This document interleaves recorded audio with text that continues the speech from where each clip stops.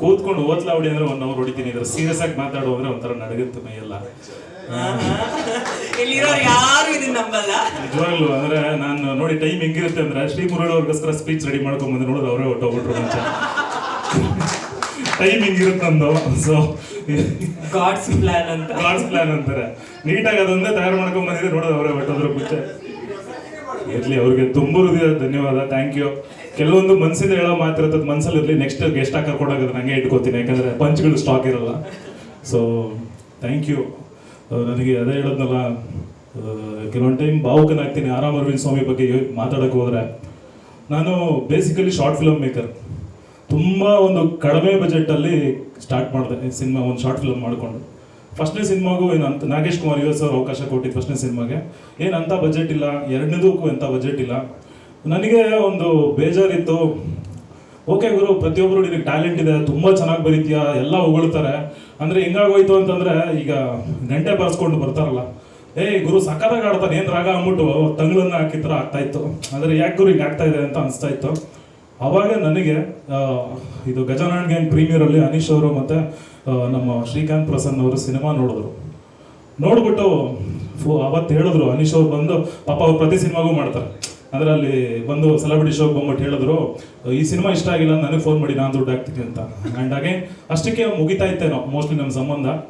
ಅದಾದ ನಂತರ ನನಗೆ ಆರಾಮ್ ಅರವಿಂದ್ ಸ್ವಾಮಿ ಸ್ಕ್ರಿಪ್ಟ್ ಮಾಡಿಕೊಂಡು ಸುಮಾರು ಕಡೆ ಅಲಿತಾ ಇದ್ದೆ. ನನಗೆ ಗೊತ್ತಿತ್ತು ಇಂಡಸ್ಟ್ರಿಲಿ ಯಾರು ಕರೆದು ಊಟ ಹಾಕಿ, ಊಟ ಟೈಮ್ ಹೋದ್ರು ಕಾಫಿ ಟೀ ಕೊಡ್ತಾರೆ. ಆ್ಯಂಡ್ ಅಗೇನ್ ಯಾರು ಕರೆದು ಊಟ ಹಾಕಲಾಗರು. ಆ್ಯಂಡ್ ಅಗೇನ್ ನನ್ನ ಪ್ರತಿ ಪ್ರೊಡ್ಯೂಸರ್ ಹತ್ರ ಹೋದಾಗಲೂ ಅಗೇನ್ ಅದೇ ರಿಜೆಕ್ಷನ್ಗಳು ಸ್ಟಾರ್ಟ್ ಆದಾಗ ನನಗೊಂಥರ ಅನ್ಸಕ್ಕೆ ಶುರುವಾಯಿತು, ಓಕೆ ಗುರು, ಅಂದರೆ ಇನ್ನೂ ನಮ್ಮನ್ನು ತೊಗೊಂಡಿಲ್ವೇನೋ ಇಂಡಸ್ಟ್ರಿ. ಅಂದರೆ ನಾನು ಅತ್ಲಾಗೆ ಪೂರ್ತಿ ಸೋತು ಇಲ್ಲ, ಅಥವಾ ಪೂರ್ತಿ ಗೆದ್ದು ಇಲ್ಲ, ಮಧ್ಯದಲ್ಲಿ ಉಳ್ಕೊಂಡ್ಬಿಟ್ಟಿದ್ನಲ್ಲ, ಅದೊಂದು ಪ್ರೆಷರ್ ಇತ್ತು ನನಗೆ. ಕರೆದ್ರು ನನ್ನ ಯಾರೋ, ಇವ್ರು ಫೋನ್ ಮಾಡಿ ಕರೆದ್ರು, ಈ ಥರ ಅನೀಶ್ಗೊಂದು ಕತೆ ಮಾಡಬೇಕು ಅಂತ. ಫಸ್ಟ್ ಕಾಲ್ ನನ್ನ ಲೈಫಲ್ಲಿ ಬಂದಿದ್ದು ಒಂದು ಪ್ರೊಡಕ್ಷನ್ ಹೌಸಿಂದ. Thank you so much. First ನನಗೆ ಅಲ್ಲೇ ಗೆದ್ದುಬಿಟ್ಟೆ ನಾನು. ಈ ಇಂಡಸ್ಟ್ರಿ ನನಗೆ ಅನ್ನ ಕೊಡುತ್ತೆ ಅಂತ ಅಲ್ಲೇ ಫಿಕ್ಸ್ ಆಗೋಯ್ತು. ಅಂದರೆ ಒಂದು ಈಗೋ ಇರುತ್ತೆ. Anish is a wonderful technician. ಎಷ್ಟು ಜನಕ್ಕೆ ಗೊತ್ತೋ ಇಲ್ವೋ ಗೊತ್ತಿಲ್ಲ, ವಂಡರ್ಫುಲ್ ಟೆಕ್ನಿಷಿಯನ್. ನನಗಿಂತ ಜಾಸ್ತಿ ಟೆಕ್ನಿಕಲ್ ನಾಲೆಜ್ ಇರುವಂತಹ ಒಬ್ಬ ನಟ ಕಮ್ ನಿರ್ದೇಶಕ. ಅವರೇ ಇನ್ನೊಂದು ಮಾಡ್ಕೊಬೋದಿತ್ತು. ಬಟ್ ನನ್ನ ಕರೆದಾಗ ನನಗನ್ಸಿದ್ದು, ಗುರು ದೊಡ್ಡ ಜವಾಬ್ದಾರಿ ಇದೆ ನನಗೆ. ಯಾಕೆಂತಂದ್ರೆ ಅವರಲ್ಲಿ ಎಲ್ಲ ಇದೆ, ಎಲ್ಲವೂ ಮಾಡೋ ಒಂದು ಕತೆ ಮಾಡೋ ಟ್ಯಾಲೆಂಟ್ ಇದೆ. ನನ್ನ ಕರೆದಿದ್ದಾರೆ ಅಂದ್ರೆ ಅವ್ರಿಗೆ ಬೇರೆ ಫ್ಲೇವರ್ ಬೇಕು ಅಂತ ನನಗೆಲ್ಲ ಅರ್ಥ ಆಯ್ತು. ಆ್ಯಕ್ಚುಲಿ ಫಸ್ಟ್ನೇ ದಿನ ಒಂದು ಕತೆ ಹೇಳಿದಾಗ, ಇದು ಸುಮಾರು ಇಂಟರ್ವ್ಯೂ ಹೇಳಿದ್ದೀನಿ ನಾನು, ಅನೀಶ್ ಅಂದ್ರೆ ಮಾಸ್ ಅಲ್ವಾ. ಪ್ರಶಾಂತ್ ಅವ್ರು ಕೂತಿದ್ರು, ನಾನು ಗುಲ್ಟು ನೋಡ್ಬಿಟ್ಟು, ಗುಲ್ಟು ಪ್ರೊಡ್ಯೂಸರ್ ಅಂದ್ರೆ ಒಂದು ಕ್ರೇಜ್ ನನಗೆ ಅವಾಗಿಂದ. ಗುಲ್ಟು ಪ್ರೊಡ್ಯೂಸರ್ ಅಂದ್ರೆ ಒಂದು ಕ್ರೇಜ್. ಇವಾಗ ಇಲ್ಲ, ಹಾಗೇನಿಲ್ಲ, ಈಗ ಬಹಳ ಕ್ಲೋಸ್ ಆಗಿದ್ದಾರೆ. ಸೊ ಅಕಿರೋ ಪ್ರೊಡ್ಯೂಸರು, ಗುಲ್ಟು ಪ್ರೊಡ್ಯೂಸರು, ಅನೀಶ್ ಅವರು. ಸೊ ನಾನು ಕೂತ್ಕೊಂಡಿದ್ದೆ. ಅನೀಶ್ ಅವರು ಸ್ನಾನ ಮಾಡ್ಕೊಂಡು ಬರ್ತಾ ಇದ್ರು ಆಚೆ ಕಡೆ. ಸೊ ಸ್ನಾನ ಮಾಡ್ಕೊಂಡು ಬರ್ತಾ ಇದ್ರು. ಸೊ ಬಹಳ ಫ್ರೆಶ್ ಆಗಿದೆಯಲ್ಲ, ಫ್ರೆಶ್ ಆಗಿ ಒಂದು ಕತೆ ಹೇಳಿ,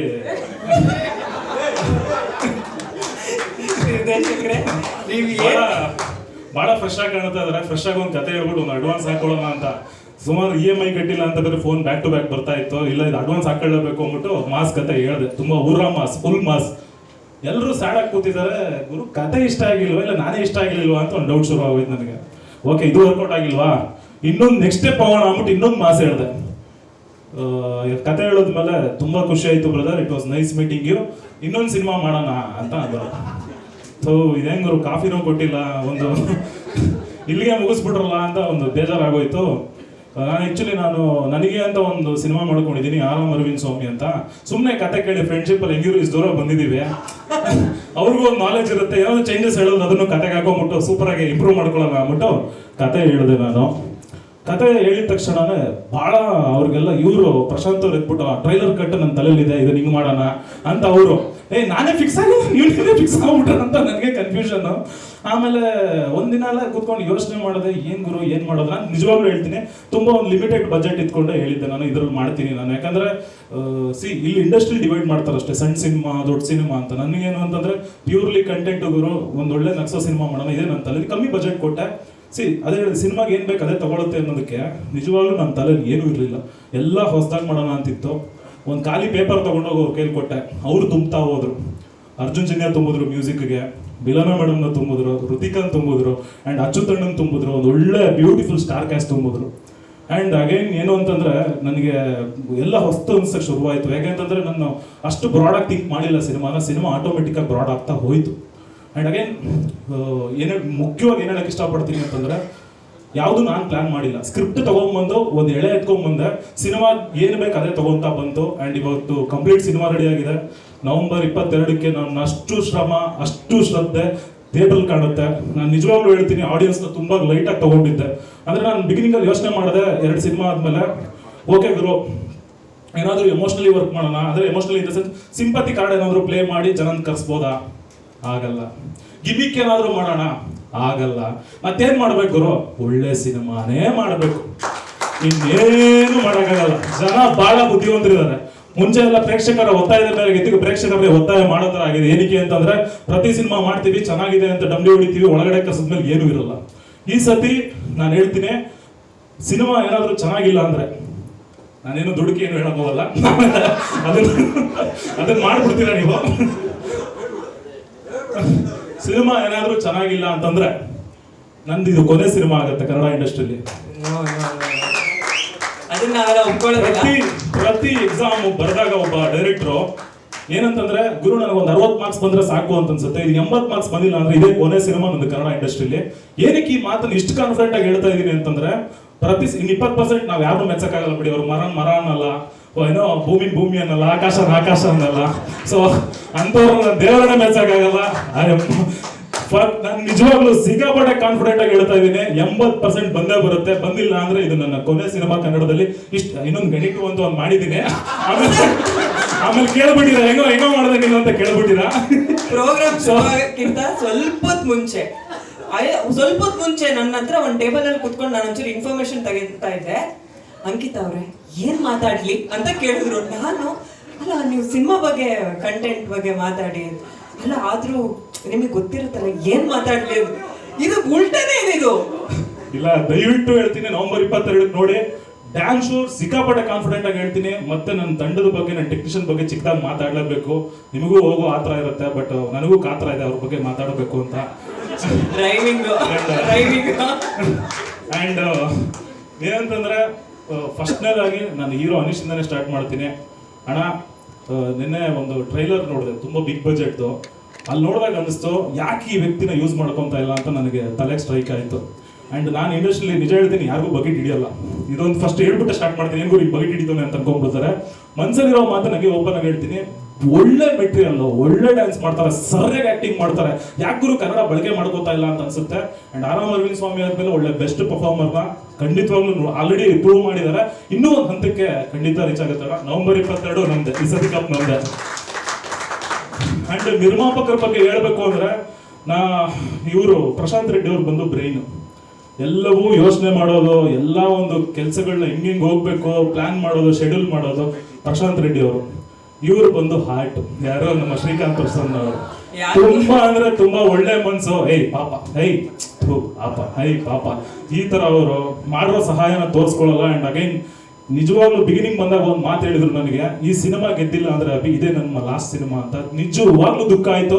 ಗುರು, ಒಳ್ಳೊಳ್ಳೆ ಸಿನಿಮಾ ಕನ್ನಡ ಕೊಟ್ಟಿದ್ದೀರಾ, ಹಿಟ್ ಆಲ್ರೆಡಿ ತಗೊಂಡಿದ್ದೀರಾ, ಆದ್ರೂ ನೀವು ಮತ್ತೆ ಸಿನಿಮಾ ಮಾಡಲ್ಲ ಅಂತ ಕೇಳಿದಾಗ ಆಸ್ ಅ ಡೈರೆಕ್ಟರ್ ನಂಗೆ ನೋವಾಯ್ತು.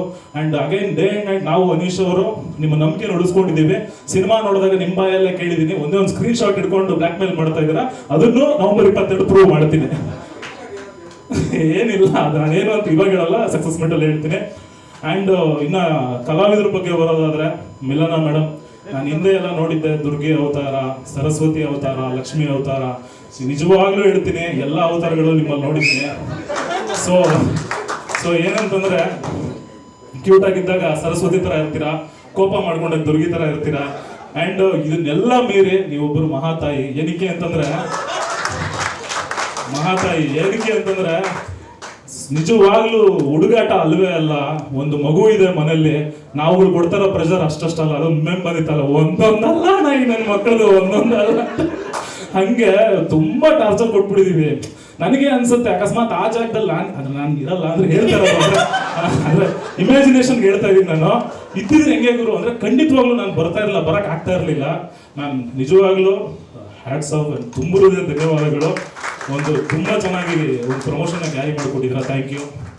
ಆ್ಯಂಡ್ ಹೃತಿಕಾ, ಕೆಲವರು ಮಾತಾಡಿದ್ರೆ ಚಂದ, ಕೆಲವರು ಮಾತಾಡದೇ ಇದ್ರೆ ಅಂದ. ಸೊ ಅದನ್ನ ಗುರುತಿಸಿ ನನಗೆ ಅವರು ಇತ್ತೀಚೆಗೆ ಮಾತಾಡಿದ್ಮೇಲೆ ಗೊತ್ತಾಯ್ತು ಒಳ್ಳೆ ಕ್ಯಾಸ್ಟಿಂಗು ಅಂತ. ತುಂಬಾ ತುಂಬಾ ಅಂದ್ರೆ ತುಂಬಾ ಅದ್ಭುತವಾಗಿ ಅಭಿನಯಿಸಿದ್ದಾರೆ. ನಾನು ನಿಜ ಸುಮ್ಮನೆ ತಮಾಷೆಗೆ ಹೇಳೋದಲ್ಲ, 3 ಜನ ಕ್ಲೈಮ್ಯಾಕ್ಸ್ ಅಲ್ಲಿ ಕಣ್ಣೀರು ಹಾಕ್ಸಕ್ಕೆ ಇವ್ರು ಪ್ರೊಡ್ಯೂಸರ್ ಅಂತ ಎಲ್ಲರಿಗೂ ಟಿಶ್ಯೂ ಪೇಪರ್ ಕೊಡೋಣ ಅಂತ. ಈ ಟಿಶ್ಯೂ ಕೊಡೋದೇ ದೊಡ್ಡ ಇಶ್ಯೂ ಆಗಲಿ ನವೆಂಬರ್ 22ಕ್ಕೆ ಅಂತ ಕೇಳ್ಕೊಂತೀನಿ. ಅಂಡ್ ಋತಿಕಾ ಒಳ್ಳೇದಾಗ್ಲಿ, ಆಲ್ ದ ಬೆಸ್ಟ್. ಅಂಡ್ ಇನ್ನೊಂದು ಇವರಿಬ್ಬರ ಬಗ್ಗೆ ಹೇಳಬೇಕು.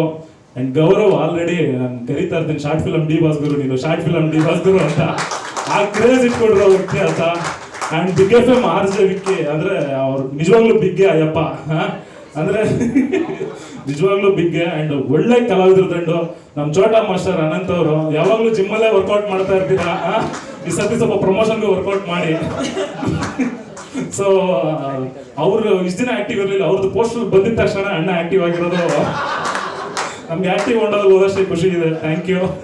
ಅಂಡ್ ಅಗೈನ್ ಚೇತನ್ ದುರ್ಗಾ ಮತ್ತೆ ನಂದಿನಿ ಅವರೇ, ನೀವು ಒಂದು ಸಿನಿಮಾದಲ್ಲಿ ಒಂದು ಪ್ರಮುಖ ಪಾತ್ರ. And thank you Chetu, and thank you Nandini ಅವರೇ. ಲವ್ ಯು ಅನ್ನೋಕ್ಕಾಗಲ್ಲ. And thank you so much.